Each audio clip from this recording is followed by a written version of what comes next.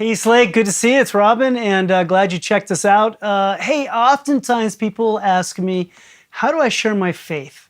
And I want to read something out of the Bible to you that gives us sort of ideas how that occurs. Let me read it to you. Always be prepared to give an answer to everyone who asks you to give the reason for the hope that you have. But do this with gentleness and respect.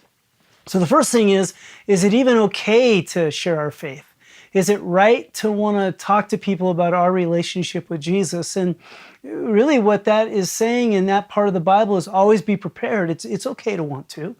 If you have family members or friends or people at work that you're hoping at some point you'd have an opportunity to talk to them about your relationship with Jesus, there's nothing wrong with that. It's good to sort of hope for it and want an opportunity, but not to be pushy. Not to make anybody feel bad, not to pressure them or badger them, or not to push them around somehow or put them on the spot, but to talk with them at some point, and to want to talk with them is okay, with gentleness and respect. Now, a couple things about sharing your relationship with Jesus. The first one is, it's not about a doctrine or a church or some sort of religious or what's right or what's wrong or any of those things, or this is what I believe, why don't you believe this? It's about first finding some common ground. What people are looking for is, why do you have hope?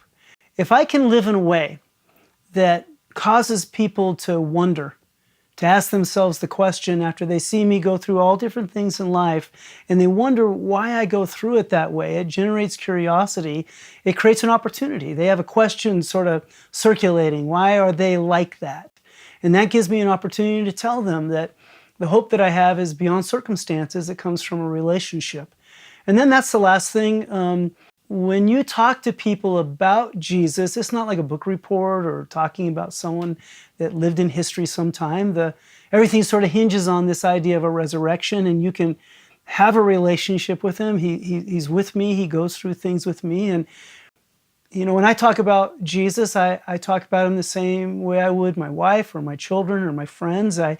I talk about what it's like to live with him, how he is with me, and how he answers my prayers, and how does he deal with my questions, and how does he handle it when I'm upset. And it's a description of a relationship, probably more than it even is a person. And that's really all it is to share your faith, is to know that it's okay to want to.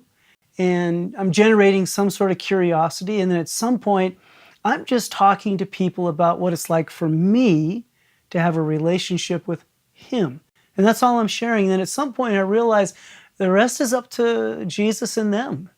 He's reaching, he wants to be friends, and he wants to be with them, and there's something in them that probably is reaching out in some way for him, and that their relationship is their business. I just get a chance to talk about what my relationship is like, and we call that sharing our faith.